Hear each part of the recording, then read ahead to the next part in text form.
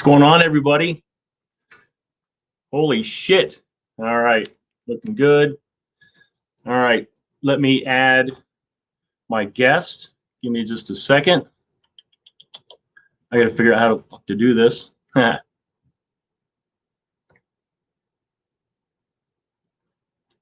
right. Invites. Here we go. Copy. All right. Give me just a second here. Get our buddy on here. I will introduce him properly. What's going on, everybody?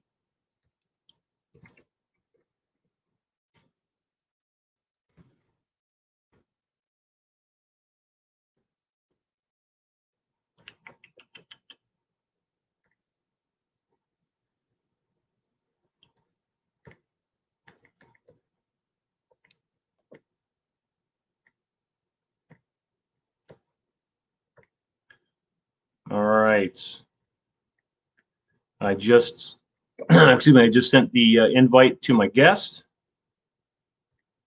Hopefully he gets it.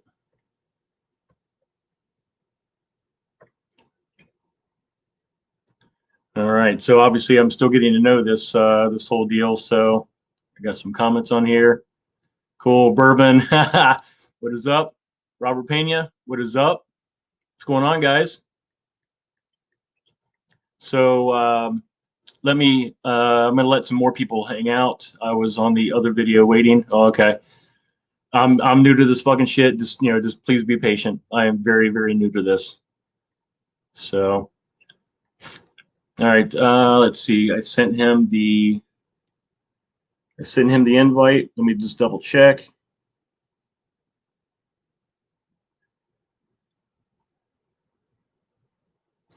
Cool. All right, he got it. All right, now I need to figure out how to, because I'm sure he's probably in here. Let's see here. All right, there he is. All right. Dude, what is going on, dude? All right.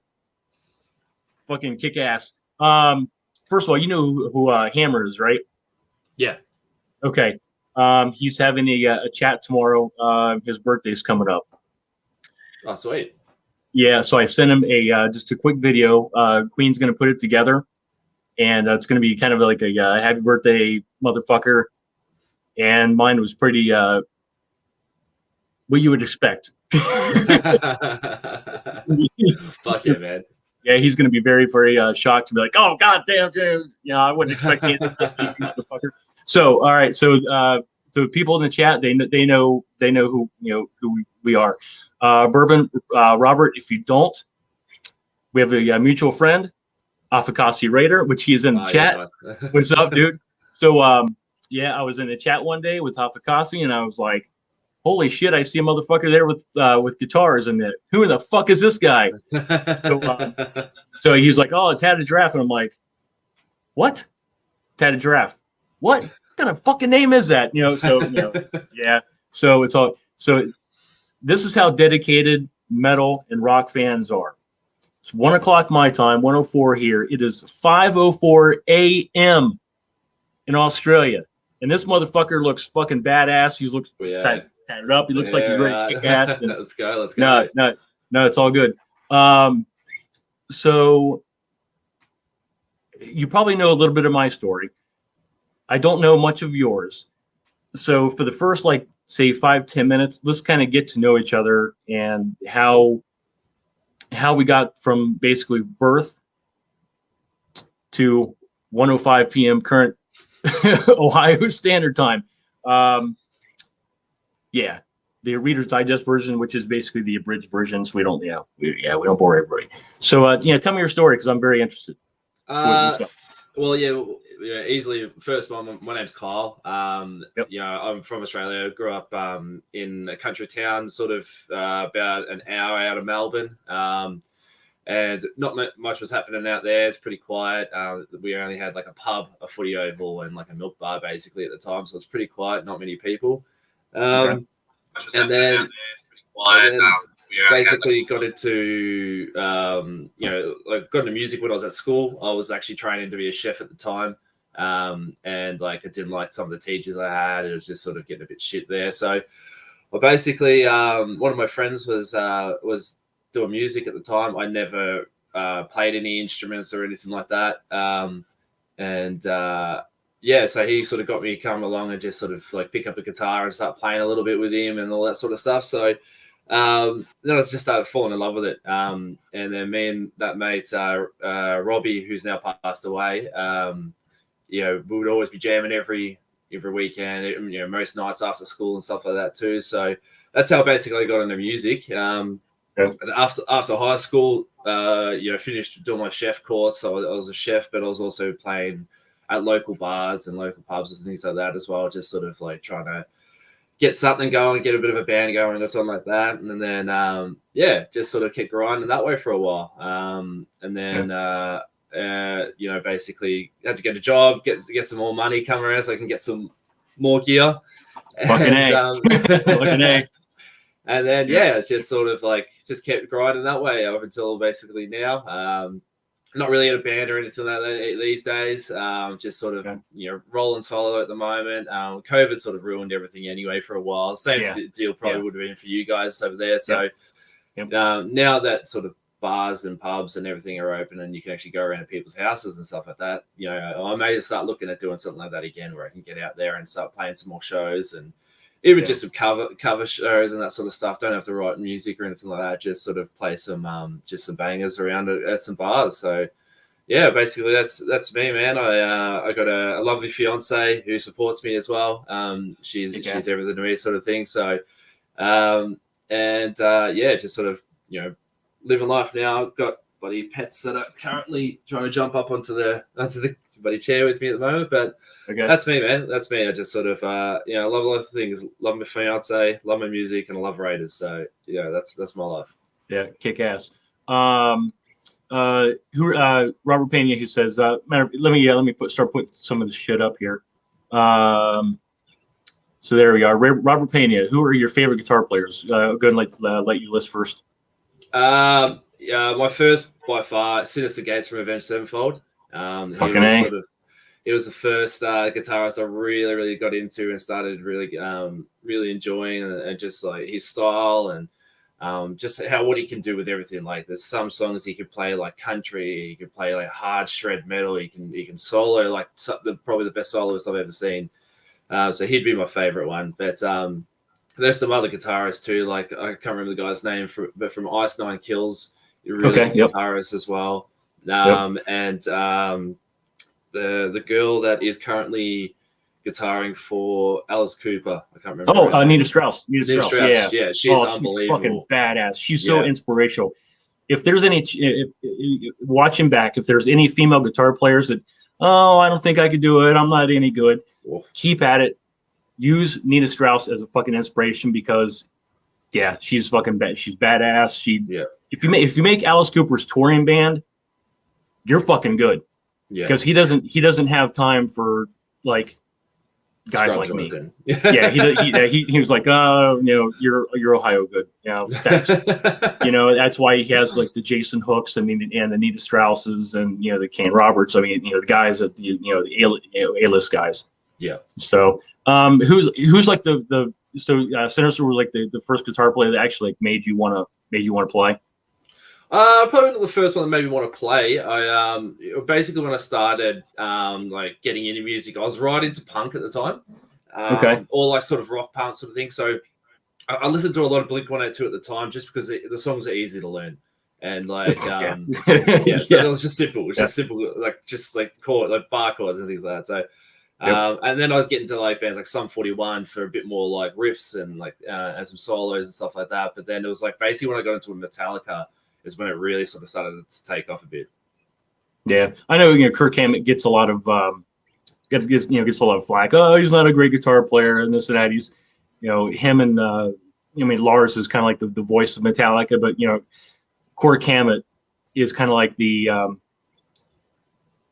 don't know. He's not the talent, but he's more of the zen of the band. Yeah. If that makes any sense, he's very spiritual, and he's a really good player.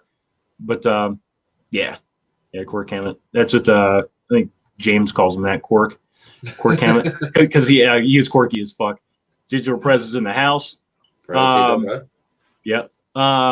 Yeah, so we got Bourbon. He's here in the States. We got Digital Prez, Afkasi, of course, Robert. We got a fucking bot, which I don't have a moderator yet, so I don't know how to get rid of that shit. It's just, say fuck off bot.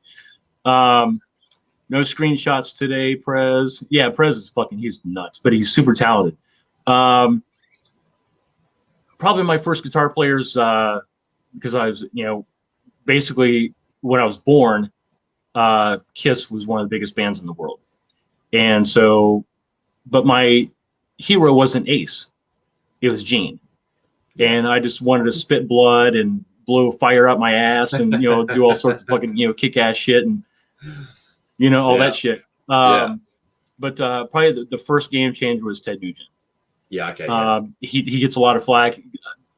I'm a lot older than you, but he gets a lot of flack for his hunting. But as far as his instinct, his I don't know, just his thing. Jumps all over fucking amps. He's all over the fucking stage. I mean, yeah, he may be a control freak a little bit with his music, but yeah, just with his attitude, cat scratch fever. He's a rock star. He's a rock star. Fuck yeah, he is. So from there, we probably got Motley Crue was like the biggest band that made the biggest impact on my life. There's some things about me you don't know, but I will let you know this. When Motley Crue was still a club band, my Aunt Althea and Uncle Larry befriended him. And so Althea would invite the guys in Motley back to their house to party. And they would hang out for days and days. And Althea and Larry were like, okay, you guys need to go home now. Which of course, of course it was, the Motley house, which is right up the street from the MUSCI. But Motley Crue, of course, got a Ratt, Dokken, Wasp. Some of the hair bands, the Tough, then Pretty Boy Floyd, then of course Ozzy. Let's see, just blew up from there. Favorite guitar players: Yngwie Malmsteen,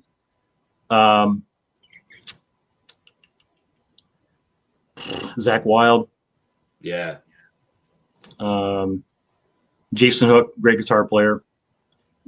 I'm more of you would think the guitar players would focus on the guitar players only, but I focus more on the songs just because I'm a songwriter. So I'm looking for the hook, looking for the riff. I think drummers is probably the most important part of the band. Yeah. If you have a really good band with a lot of potential, a shitty drummer, it's going to be a fucking shitty band. That's right. That's right. Yeah.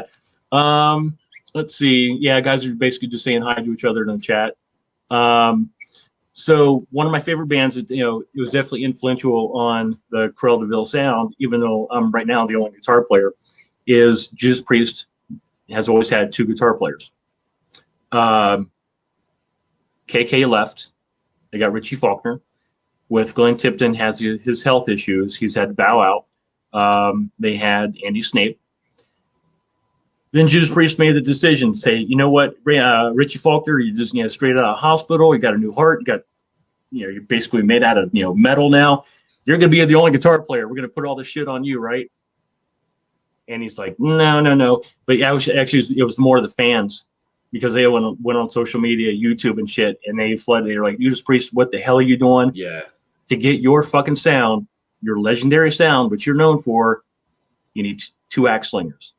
What the hell are you doing? Bring Andy back, and he's back. So very happy about that.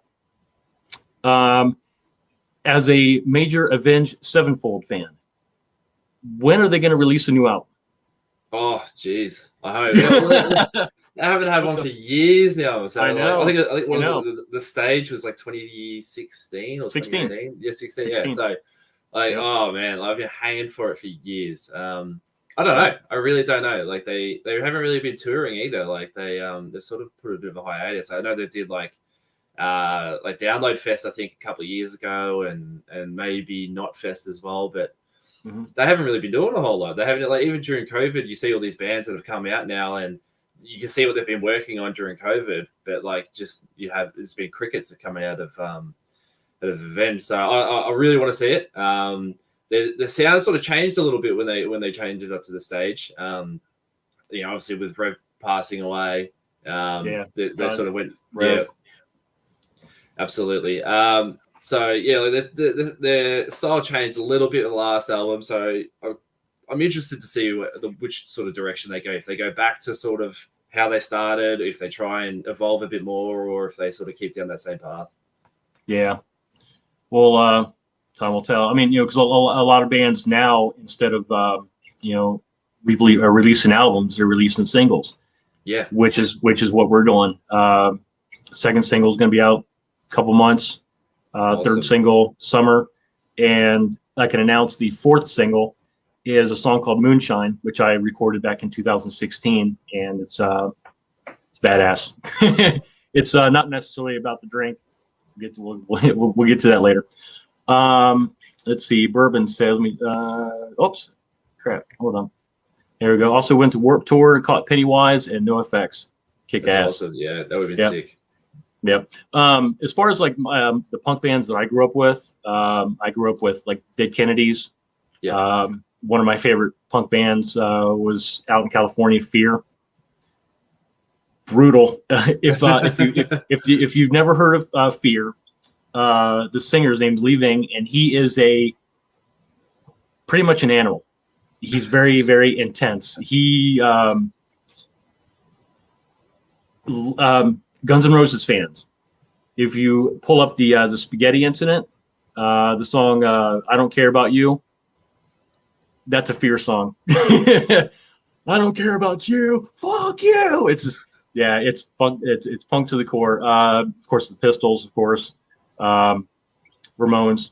Yeah, just like the kind of like the world. I definitely respect like the Blanks and some 41s and those bands. Good Charlotte. Yeah, I used to really like that when I was younger. Yeah. What's the Madden Brothers doing? Are they kind of just chilling? I'm not sure, actually. They were.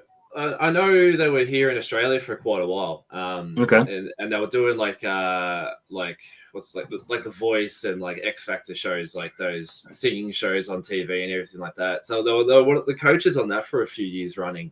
And really? Then, yeah. And then basically, I think they still actually might be living in Australia. I'm not sure, but they haven't been releasing any music though. From what I've seen. Yeah. Hopefully they didn't fucking blow their wad on the Young and the Restless. Yeah, I know. That's a lot of bands do that. Yeah. Robert Payne says I have a killer record collection. I used to have a lot of records, but I like the last 10, 15 years I've moved around a lot, and I seem to have misplaced my records. I had like Kiss Alive 1, Kiss Alive 2, Shout at the Devil, the one the folded. I do have my leather records. I think it's the second or third pressing of Too Fast for Love, and you will have to pry that from like cold dead fucking hands when I'm in a pine box or when I'm go up in ashes, whatever I decide to do. Rafa. It's a bit like I've got a first pressing of Alice in Chains' Dirt record, and like same deal. You'll never get that from me. No, was that like an indie? Was it like an indie release? They did that themselves? I'm not too sure exactly, but I know it was the first lot of pressings that were done when it first came out. Okay. Yeah, I had. I'm not a huge Iron Maiden fan, but because of the covers, I would have all the Iron Maiden records. Most of the Kiss records. I think I have Rock and Roll Over still. It might just be the cover. I don't know. My fiance, she's got some decent amount of records. I got her like some like odd stuff. It's not like rock at all. Let's see. Bourbon says first concert Ozfest in Louisville, '99. Ozzy, Rob Zombie, Mudvayne, Soil. What was your first ever live like arena concert? My one. Your first ever live concert you went to, like arena. First one I ever went to was Blink-182. I was I think I was 15 at the time. And it was the last time that Travis Barker came to Australia because I think a couple of years later he was in that plane accident. Yeah. And so that was the first one I went to, but like I reckon I've got a list about this long of all the shows I've gone to now. Like it's just been a snowball after that. Yeah, you roll it out. Yep. My first ever arena concert was in '85, and I went with my as you say, my best mate, Aaron, who was actually my producer. We went to go see Metallica when they opened up, when they still had Cliff Burton. Rest in peace. Yeah, rest in peace. They opened up for Ozzy, and it was like 2 months later when they had that accident in Stockholm, and he was fucking gone. But yeah, we're very, very, or no, 86. Sorry, 86. Yeah, very sad that we lost Cliff Burton. He was the spirit, the true spirit of Metallica. Yeah. I love him, but man, after Master Puppets and like Injustice for All. Yeah. Shit, yeah. Yeah. Off of my first introduction to rock and metal was Metallica, Rob Zombie, Korn. Korn's badass, Offspring, Pantera. You probably don't know this. Dimebag, the club where he was. How much do you know about that? Where the place he was shot at? I don't know the place he was shot at. I just obviously just know he was shot at while performing. Yep. The club was called the Alrosa Villa. 10 minutes away from me. No way. Yep. I've done 2 YouTube episodes about it. I've actually gone there and kind of walked around and shared some stories and stuff because I would go see shit ton of bands again. The list of fucking bands is long and distinguished, and I would see like they have because it was probably about 800 900 people. It fit a pretty good amount, so they would have like the national bands that could fill it. Saw Jakey Lee with Mandy Lion in a band called Wicked Alliance. That was memorable just because of Mandy Lion. If you don't know who he is, remember The Undertaker, the wrestler? Yeah. They're one and the same. this creepy, with the cape and big black hair. Yeah, just black hair. Well, Mandy's was literally down past his ass, but he was very just hey, I'm Mandy Lion. But he was just a very bizarre fucking guy, and Jake said that he learned a lot about what not to do from being in a band with him. But I love the band anyways, and they wrote some cool songs. AC/DC, great band. I mean, Jesus Christ, we're fucking 23 minutes in, and we just now fucking mentioned AC. I'm sorry, my bad. I'm a bad party host. Man, I suck. Yeah. Huge band, huge influence. Yeah. Huge. Yeah. Fuck. I can't believe, And that's one band that, and this is very rare, that you actually get a band that becomes more popular after the original singer dies. Yes, that's right. Or leaves or is kicked out or whatever, because there's again, the list is long of bands that have, failed with, other lead singers, Motley Crue. Which I love that album. I fucking love that fucking album. I saw the tour '94 with Type O Negative open up for them, and they played this. It was like a summer, just amphitheater tour. And Peter, God rest his soul, comes out on stage after the first couple songs. He's like, "My antidepressants are starting to wear off." Then they go to the next song. It's like, we're in a different world. Oh yeah. Type O was fucking. I loved Type O. I still listen to him, to this day. They put me in a different mood. It's a little more dark, a little more gothic, but they were so fucking good. And that guitar player, he definitely does not get the recognition that he deserves. He's he's a great guitar player, but. Peter Steele for his on stage and off stage performances, project. Yeah, I never saw it. I did. Yeah, I did. I was like, all right, I got to see what this fucking dude's packing. I'm like, real deal Holyfield shit right there. Yeah, Robert Pena, Dimebag. Yeah, he was yeah, killed on stage. It was fucking sad. I was living in Cleveland at the time, which is about 2.5 hours northeast of here, same state. And or else I would have gone to the show. I was probably doing some stuff for music or whatever. I had a daughter at the time, so she was 4. I was, probably, concentrating on raising her. But yeah, we got the news and it spread like that. Yeah. And got another fucking bot in here. Wish I had a moderator, but I don't. I could show this. Hold on, let me see if I can fucking cancel this asshole out. Block user. There we go. I can put the user in a timeout so we can come back. No. But yeah, it was sad. And then yeah, shortly after I came down and saw a couple shows, and it was a very different experience. It was a while before Rick, the owner, booked some shows there. Booking agents were afraid to book shows there because of the aura that it had, and also because the lack of bullshit security.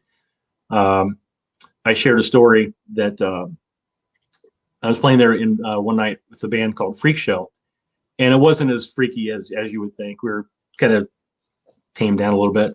But I had a girlfriend at the time, and she didn't particularly like how I interacted with the audience. So the moment I got off stage, wham, right in the fucking face. And she was escorted out. So there was security that night. I'm trying to remember the guy, pretty big dude. God, I can't remember the fucking name of the guy. Nicest guy in the world. But yeah, when it came to shit like that, yeah, he didn't fuck around. So yeah, she was escorted out. Of course, everybody's like, "Dude, you okay?" I'm like, "Yeah, I'm fine. I'm just more in fucking shock. And I don't fucking understand what the fuck I did." But yeah, bad deal. So yeah, there was security that night. So I did make a list of shit that I wanted to talk about. What? Give me a second here. All right. Give me just a second here. No worries, man. Influence favorite best. Yeah. What's the other than probably blank? What's your favorite? Like, not the best, but just the live show that kind of sticks with you the most as far as being just a kick-ass time. I saw Slipknot in on Halloween night once. That was pretty fucking crazy. Holy shit! They were unbelievable. Yeah, Clown wasn't there at the time. I think his daughter passed. It was the day before his daughter passed away. So he took off out of the country real quick. But but other than that, like the concert was unbelievable. Lamb of God was performing before them as well. So it was just like one thing into another. It's just fucking mental. Yeah, the pit was crazy. It was just fucking. It was nuts. Yeah, Slipknot shows are. If you're a parent and you have and if you have a child that wants to go to a Slipknot show, when they get back, basically you better fucking brace for heavy weather, because you're not going to want to fucking have to deal with them, because they're going to be so fucking hopped up on fucking whatever. There was a couple months ago, they had that huge fire in the lawn area at that one show. I can't remember where it was at. I think it was somewhere in the States, but of course, with the internet, within minutes it was all over the fucking place. Like, a fire breaks out at a fucking Slipknot show. I'm like, yeah, and it's gonna happen. Yeah, it's gonna happen. What's the punchline here? It's like, yeah. It's like people brush your teeth and take a shower. Yeah. Probably the favorite show that sticks out. This was in, I think, January of '88. I was out in California at the time, staying with some relatives, and all of a sudden, LA Guns is playing at the Waters Club in San Pedro, California, which is basically just a club. And they were kind of finishing up their tour for the first album, and there was this very, very small little band opening up for them that had either was on the verge of getting signed or had just literally signed their contract. The ink was still wet. Warrant open up for them. I've never seen that many chicks in one fucking building in my entire life.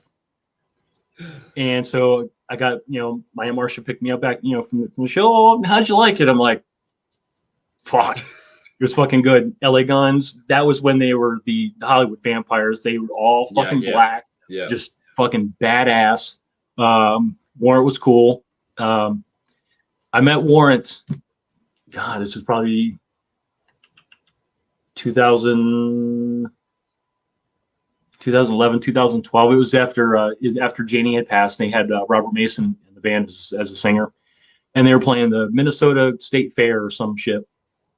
They were doing like a meet and greet. And so all the guys are in this tent, and I walk up, and immediately I must have this look in my eye of like fucking crazed fan, because they just like, oh shit, what's going on? Here we go. I'm like, January 1988, you guys open up for LA Guns at the Waters Club, San Pedro, California. I was like, God damn, I'd never seen so much fucking pussy in one row in my life. And Jerry started laughing. The bass player, Jerry Dixon, started laughing. He was like, dude, you need to lay off the caffeine. And I was like, yeah, you're probably right. Nice to meet you guys. I got a picture with them, and that was it. That was it. That's awesome. That was probably I've seen tons and tons and tons of shows that blew my mind. I've seen some shows that were fucking shit. But as far as just experiences, just when you think Southern California, LA Guns, Warrant, that was. It all fits.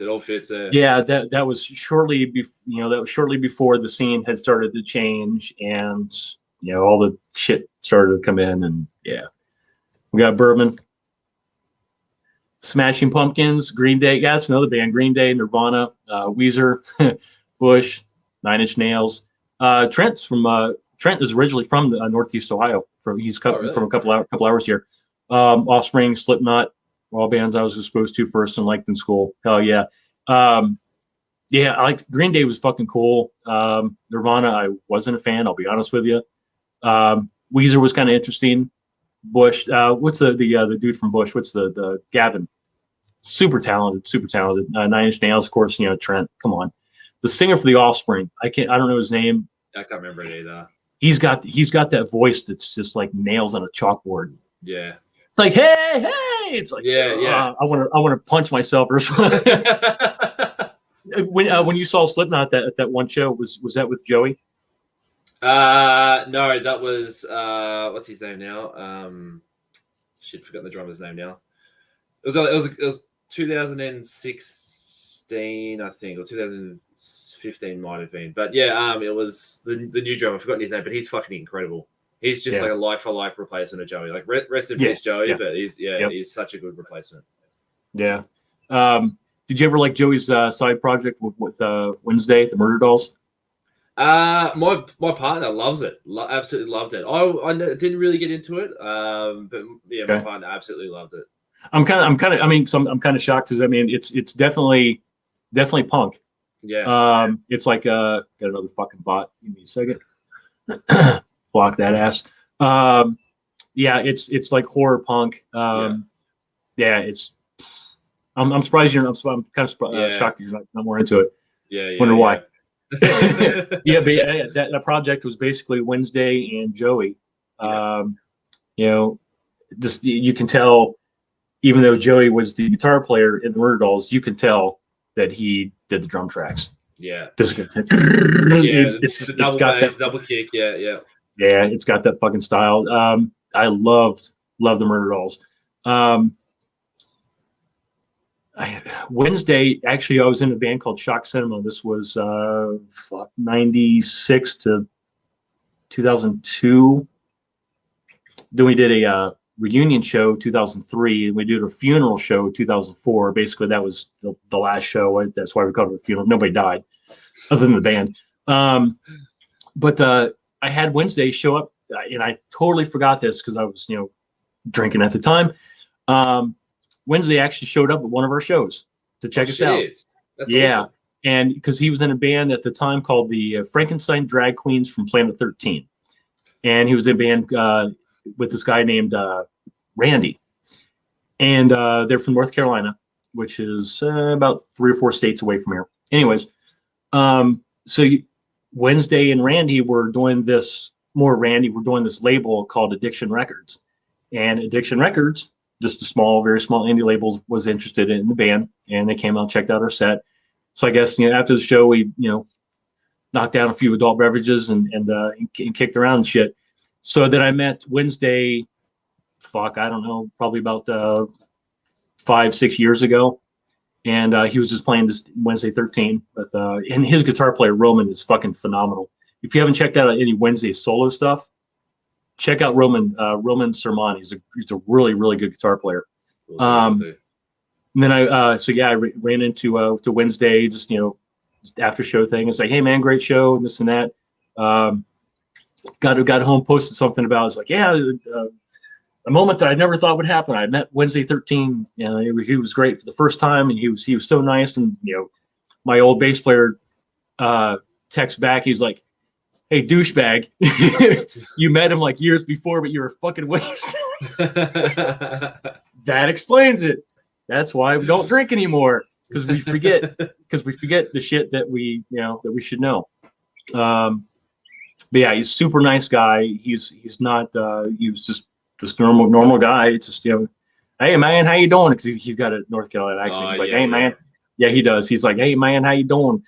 And it throws you off. It's like, what? Where did that come from? Yeah, but I knew he was from the Carolinas. So yeah, I actually met Roman too, a friend of his from the Carolina. I was friends with, and I was like, should I go and talk to Roman? He seems, I don't know, he's got half of his head shaved, and it just seems kind of weird. And he was like, dude, he's the most fucking likable person you'll ever fucking meet. So I'm like, go talk to him. So I'm like, all right. So I go talk to him. Hey, we got the mutual friend, this and that and that. He was super nice. Got a picture. Yeah, super nice guy. But yeah, Wednesday 13, his solo stuff it's very similar to the Murder Dolls. He might have some stuff that isn't so upbeat though. Yeah, isn't so dun dun dun dun dun dun. I think you'd like. Yeah. Let's see. Anything else going on here? Good shit there. All you got. They're talking about the bands. Okay, so the current state of the music industry, because we're kind of in the same boat. We're kind of on the outside looking in. Did you ever happen to see that article that featured Nina Strauss about what it takes for an independent artist these days to make it? I saw I read bits and pieces of it. I didn't read the full thing though. Okay. And she was talking. Yeah, I do remember the part where she was talking about artists starting out and things like that as well. Yep. Because I'm trying to get this Cruella de Vil off the ground, we're going to wait until we see how these songs do before we decide to even begin to book shows. Because believe me, I don't want to go. I'm 51 years old. I'm not going to go to a club and play in front of like 3 people. Yeah, I'm not going to do it. So the crux of the interview was basically artists need to be entrepreneurs now to make it, because everybody's gone kind of indie unless you're a huge fucking artist. We do everything ourselves. We book the shows ourselves. We write the songs ourselves. Well, we should. We have to do all the social media stuff. We have to market. We have to brand.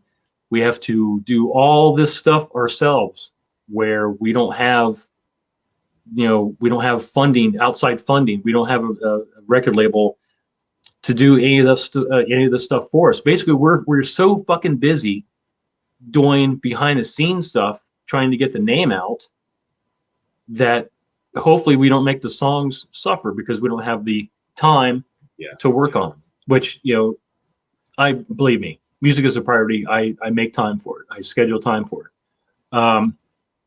But yeah, you have to be an entrepreneur to get your name out, and it's good and bad social media, because you can reach so many people. You can I mean, look at us. Who would ever thought? 2 months ago, we had no idea that we existed. but because of social media, because of YouTube, now we do. So you can reach anybody you want, but with social media, everybody's attention span is razor fucking thin because they're getting so much so fast that you have to catch them like that. Yeah, if you don't, they shut down and they're gone. Yeah, and they're gone. Robert Pena says Pantera. Did you ever see Pantera live?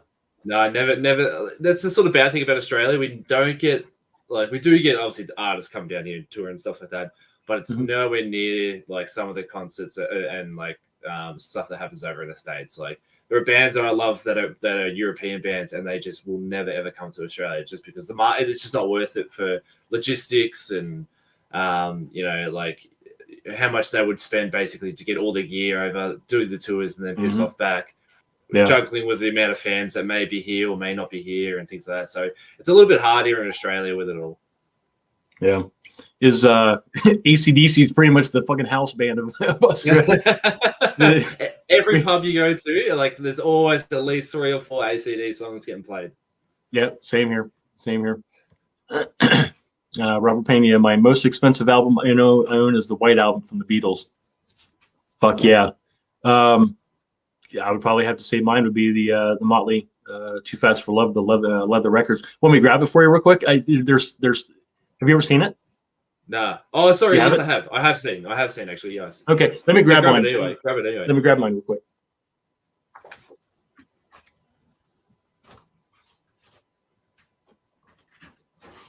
All right. So how do I explain this? So I was in a bit that Shock Cinema band that I last mentioned. We were glam. We were basically Poison Light. But we were, but it wasn't like really my total cup of tea. I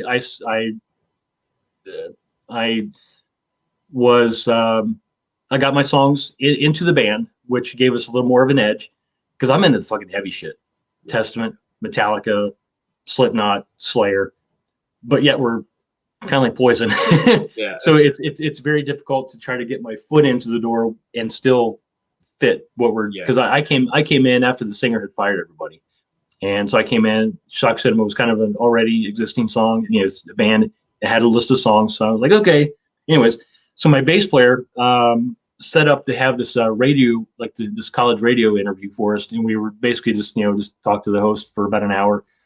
We actually played a couple shows there, and then after we were done kicking their ass, we broke down and we kind of looked around the radio station and see what kind of records they had. And so my bass player's like, "Sane, get your ass over here." I'm like, "What?" Hide this. So you can tell there are several different things. You can tell because they had different color schemes for the different. There's like six or seven different pressings.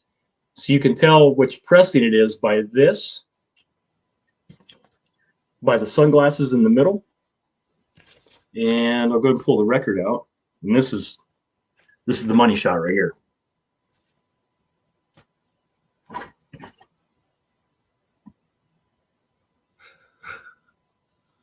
That is just phenomenal. Let me, Robert, I'm going to take you off here just for a second, if I can. Hold on. Here we go, just so people can see this. This, kids, is called a record.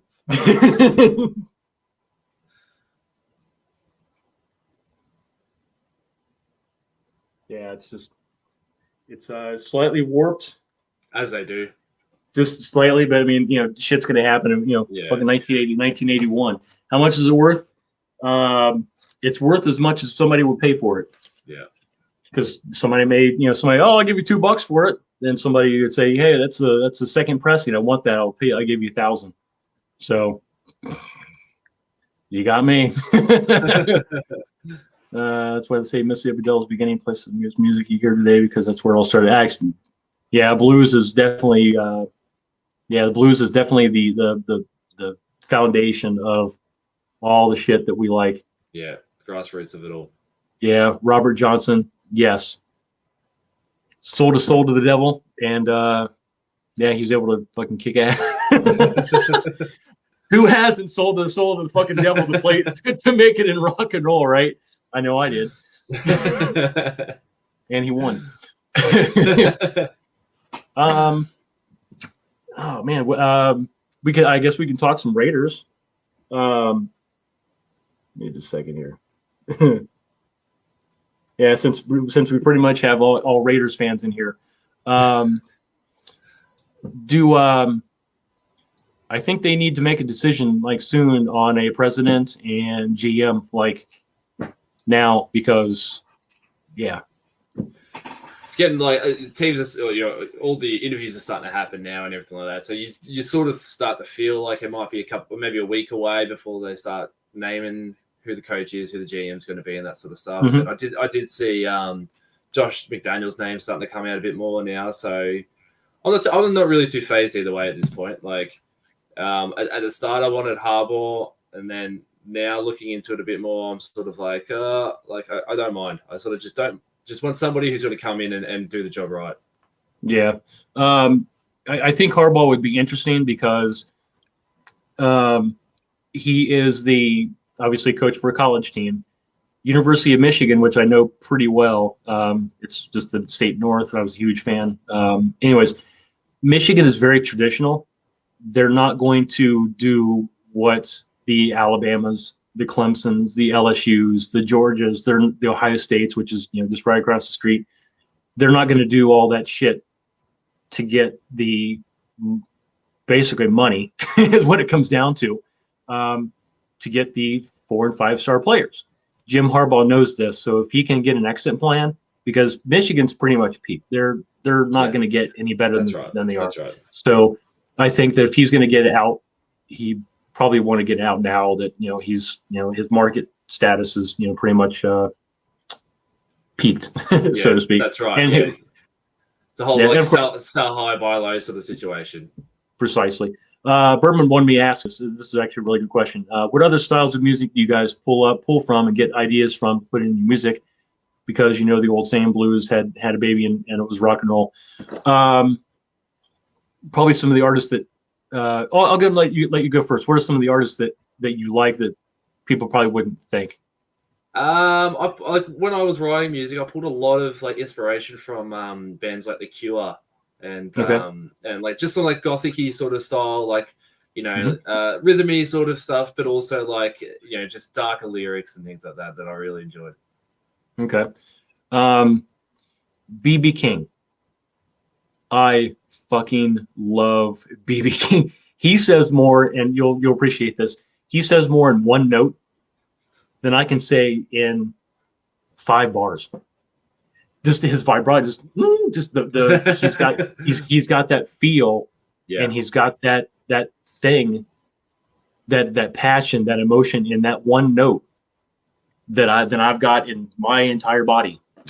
And I'm no slouch, I'm not great, I'm no slouch, but he can say just, yeah, baby, what? It's like fuck, it's like god damn.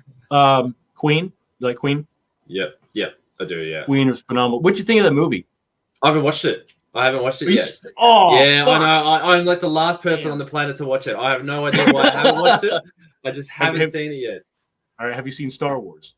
Yes, I love Star Wars. Okay, all right. So we've got a starting point. I'm a fucking Star Wars geek.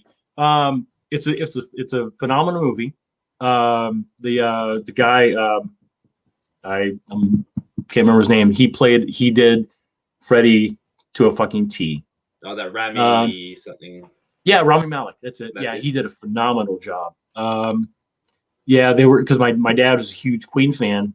He loved Queen, Bad Company. Loved those bands. So I definitely pull from that. Queen, I pull from, Brian May is just a phenomenal guitar player. From one, it's Brian May, because he's got that tone. Because it's the guitar, it's the amp, but tone is in his hands. Yeah. He's got that tone where you hear it and you're like, Brian May, Queen. Yeah, it's just fucking badass. some of the artists that you probably wouldn't think. It'll come to me. Did you did you ever see the Dirt, the Motley yeah Crue movie? What do you think of that? I've only seen it once. I'll just say this because I've been a crew head since day one. I know their story in and out. I probably know more about Motley Crue than I do pretty much anything in the entire world. It was more. I unfortunately watched it not as a fan, but as are they going to get shit right? Are they going to get the timeline straight, which they didn't? Are they going to get the little detail-y things right? And they didn't. They got the premise of the movie. I mean, yeah, they're a band. They're very dangerous. They did bad shit. They came out unscathed, which is what they do. They're very good at destruction. But just like the little detail-y things, just kind of like. Yeah, I noticed that a little bit too, and I don't know Motley Crue like nearly as much as what you would or anything like that, but I did notice that what did seem very like one thing, then another thing, like it just seemed like it was all just grouped together with no real sort of like timeline of events. Yeah, Motley Crue actually did have another singer before Vince. It was more. It's in the book. His name is Odin. And he was kind of a what they call a round fellow. And of course, they brought that character into the movie, but they have him as a guitar player. Yeah, okay. I'm like, oh, you motherfuckers, what are you doing? Yeah. So yeah, it's just the little things like that. Of course, the guy in the movie was really, really bad. How Nikki would have even let him in a building to even play, because if you know Nicky, he's the architect of the band. He had everything very, very specific, what he was looking for. He learned a lot about what not to do, from London and watching, Blackie Lawless from Sister and Wasp and all the stuff. So he learned, what not to do. He kind of, he learned. But yeah, it's like the little things. I mean, it was a cool movie. Would I watch it again? I probably would, but I wouldn't actually go to Netflix. Hey, I'm going to watch The Dirt today. Yeah, because it's in here. I don't know. It's just part of just part of my DNA. Let me go some of these comments. Bourbon's got one here. BB King, Frank Sinatra. Yep, chairman. Frank Sinatra is chairman of the board. Yeah, BB King, Frank Sinatra in the shower. Bourbon, do you sing Frank Sinatra in the shower? That's a question. I think we probably all do. But yeah, Motley on their last tour, the farewell tour, they had Frank Sinatra, "My Way" as their outro music, and that was sad. Did you ever see like footage from their last show? Just they played Staples Center. That's right. Yeah, I saw just a couple of songs like "Kickstart My Heart" and all that sort of stuff. Okay. Like just on YouTube and things like that. Okay. Tommy's roller coaster broke on the last night.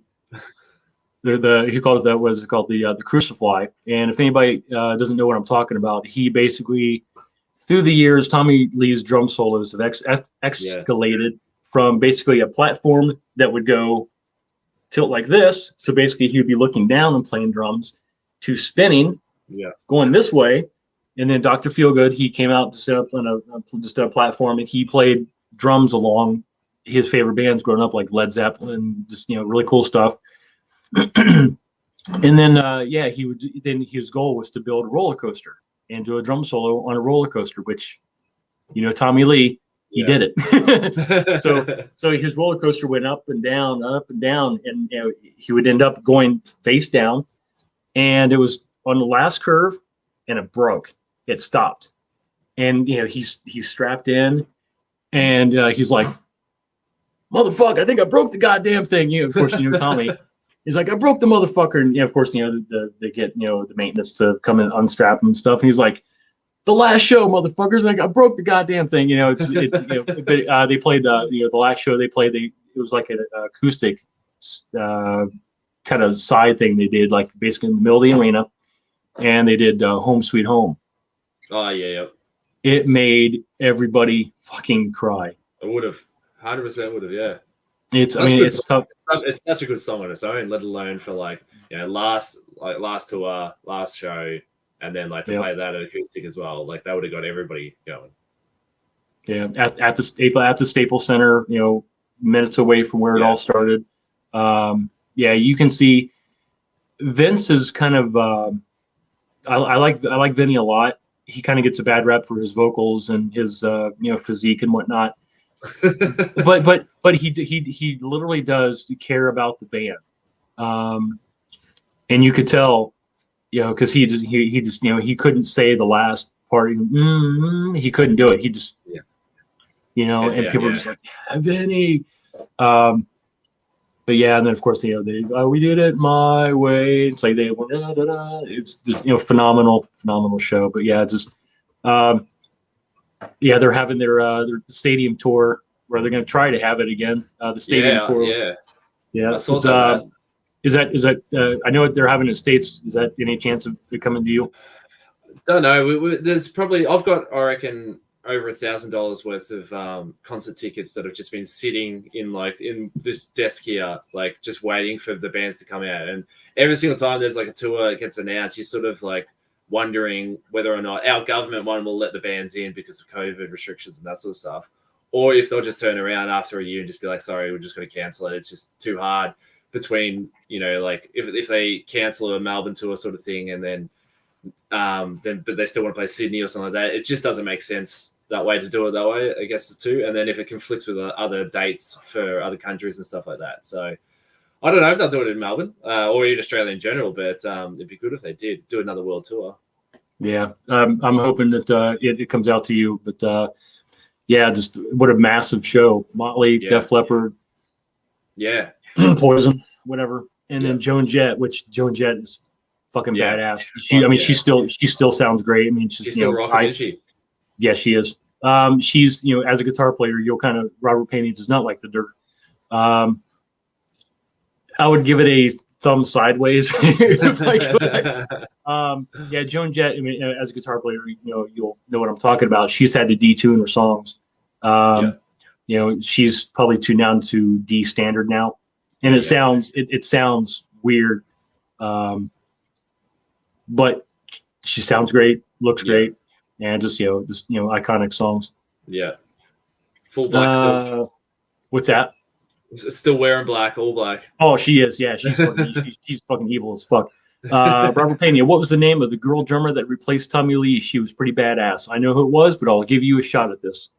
No idea. Not even. Oh, shit. Okay. Guess. So back in, this would have been after '99, Motley Crue did their greatest hits tour, which of course I saw. Badass. After that, that's when Tommy Lee was doing his Methods of Mayhem stuff, and he left Motley Crue, which sucked. So Vince actually knew this girl from the band Hole, Samantha Maloney. That was her name. She fit right in. She, you know, looked cool. She had the fucking tattoo. She had the rock and roll thing. Really good drummer. But yeah, Samantha Maloney from Hole. That was who did it. They did the New Tattoo album, and then that came out in 2000. They did the tour for that. Really cool tour. That was kind of like it was kind of like Girls Tour light, because they had the whole black and red, the stripper poles and the strip club signs and stuff like that. It had girls and all that. So it was kind of like the Girls Tour light. But yeah, it was badass. But yeah, Samantha Maloney for Hole, and Robert Pena. This is another good one. Stevie Ray Vaughan, great fucking guitar player. Yeah. Yeah, tragic. But he lived the way he wanted to live. So you know, he basically made no apologies. So, all right, Tat. Anything? I'm gonna wrap this up. Anything you'd like to promote? Nothing for me. Nothing for me. Like, I know most of the people here are Raiders fans, so if you do have the chance, like, jump into Africa, see Raiders shows. I a co-host on as many shows as I can be on there. So just sort of a bit of Raiders content coming out of Australia. But I'm hopefully going to start like getting back and start recording a few things as well. So you might see a few things, even just some 30-second clips on Instagram, on my Instagram, if people want to jump on and have a look at that too. So I appreciate having you on, man. Yeah, let me go and I'll go and put your Instagram. Actually, I can post it on here. Give me just a second.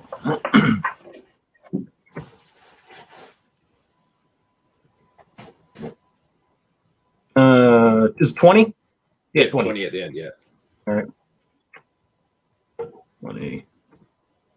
All right. Is that right? Yep. That is that's your Instagram. Yeah. I was supposed to have a banner on here, but I didn't. It didn't roll.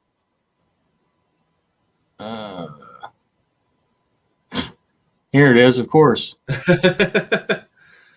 There we go. We're done with the show, and there's my fucking ticker. God damn. Again, me being a really bad fucking host. What an asshole. So, all right, man. I have to get ready for work. We're having which by the way, I'm a huge tennis fan. And you have the Oz Opens on? Yep, exactly. And I watch it, and you guys are having fucking beautiful sunny weather. It's probably in the 70s. Do you guys go in Fahrenheit or Celsius? Celsius. So it's today it's 37 degrees. So let's figure that out. Okay. That is 98. Man, that's 98 Fahrenheit day. Yeah. Okay. And they're running around a fucking court, but he's smashing a tennis ball around. Fuck that. Not a chance. Yeah. Yeah. Would you like to know the temperature here in Ohio? Let's go. 5 Fahrenheit. Fucking hell. Hang on. That and minus 15. And it's snowing. Oh shit! Yeah, I would show you outside, but I don't want to leave on a fucking bad note. You don't want to see this shit. Believe me. It's still pitch black outside at the moment, and I think it's like, what's that, 25 at the moment? So it's 77 at the moment, and it's pitch black. Wait. Everybody, that's fucking dedication for him being up. What time did you get up? Like fucking 4:30 in the morning? Yeah, 4:30. Yeah. 4:30. Damn, that's wrong with fucking hardcore. Let me roll up a couple more things on here. Bourbon says Queen, fucking love them. Bad Company, love them. Bob Seger, legend. CCR, legend. The band. I love CCR. I love it. Bands I always loved because my dad, exactly. Queen, Bad Company. My dad was a huge like rock fan, kind of classic rock. Yeah. My mom was a huge fucking disco fan. I got all my music from my dad too. He was like Sex Pistols, like The Cure, he loved all English punk. Like he just always had like baby pins in his ears and like always dyeing his hair and shit like that. So that's where I got all my styles from. Yep. I had an older cousin. He's still alive, but he's having some rough times. I was probably about 5 or 6 years old, and he said, "Justin, when you hear this band," and he was about 10, and it was Kiss. And I just remember looking at the first album. I'm like, wow, this is pretty cool. And he also he's like, "You think this is cool?" He showed me a magazine, which was an adult magazine, which I will not mention. And it corrupted me for life. I was pretty much fucked. I met this guy last night. I was on live with Dirty in the middle of peak vampire hours. I couldn't sleep, and this guy was on Dirty Street. You know who Dirty is? Yeah. So this guy is he covers UCLA, USC, which are colleges in California. Yeah. The Lakers, Dodgers, and our fucking Raiders. Oh yeah. Go if you can find him. Do that's his channel. Find it. It's I haven't seen any of the episodes yet because I just found out about him last night in the middle of the night. But this guy's channel is gonna be fucking badass. But yeah, Raider shit it's gonna be fucking kick ass. Yeah, find it. Bourbon says sounds like me a military time. Yeah, we don't do. It's 2:05, so it's what 6:05 there. Yeah, military. So yeah, I guess it'd be 14:05 if I know my military. 14:05. And Robert Pena, I have front row tickets to the Motley Crue tour. Fucking badass. Yeah. We're gonna leave that shit right here. We're gonna leave the stream right here. So, Kyle, thanks for showing up, man. Sorry, I had to delay yesterday. Got that's all good, man. That's all good. Thank you for having me on, man. It's been awesome. Hopefully we get to do this again soon. Absolutely. We got a C guy. Oh yeah, not UCLA though. Okay, good. Because we don't like UCLA. UCLA fucking sucks at fucking powder blue baby shit. I'm a huge SC fan, so I'm gonna be up this guy's fucking ass. Thank you, I appreciate it. Yeah, follow this guy. This guy's gonna be fucking cool.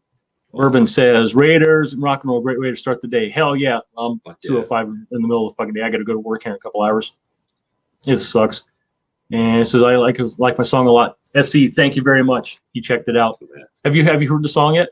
Yeah, I have. Yeah, I've listened to it a few times actually. It's good. I like it? Yeah, you like it. Yeah, add it to your playlist. I love your solo actually. I love your solo in it. You know what? I had another solo written for it. Yeah. And I was ready to go, but I'm like, I started playing. I'm like, it just doesn't sound right. It sounds, I don't know. I say I can just do better. So I'm like, dude, getting my friend Aaron was like, give me like 20 minutes.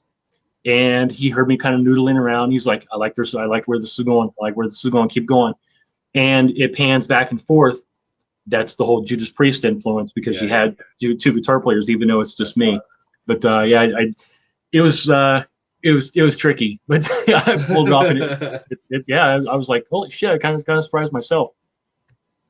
And salute Justin saying NorCal. Oh, Jesse, you know Jesse. Yeah. Jesse's fucking badass. Thank you for pulling up, everybody. Love every single fucking one of you. The support from Raider Nation. Fuck yes. So, and of course, there's another bot. We're not gonna fucking leave this goddamn bot. Fuck off. Fuck you. So, bourbon last time. Seeing early in the morning like me because I'm military. I have no choice. But after 15 years, I can't sleep. That's true. My sleep pattern's all fucked up because I work second shift. So I work at night. I get home about 2:30 in the morning, and I try to sleep. Sometimes it works, sometimes it doesn't. But yeah, it's peak vampire hours, anyways. So yeah, that's right.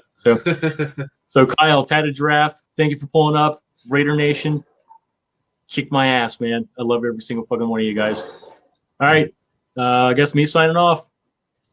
Stay rad. Please stay fucking metal. Please stay fucking metal. Love you guys. I'll see you guys next time. Raider Nation out. Have a good day, Kyle. See you, bro. I love you, man. You too, bro.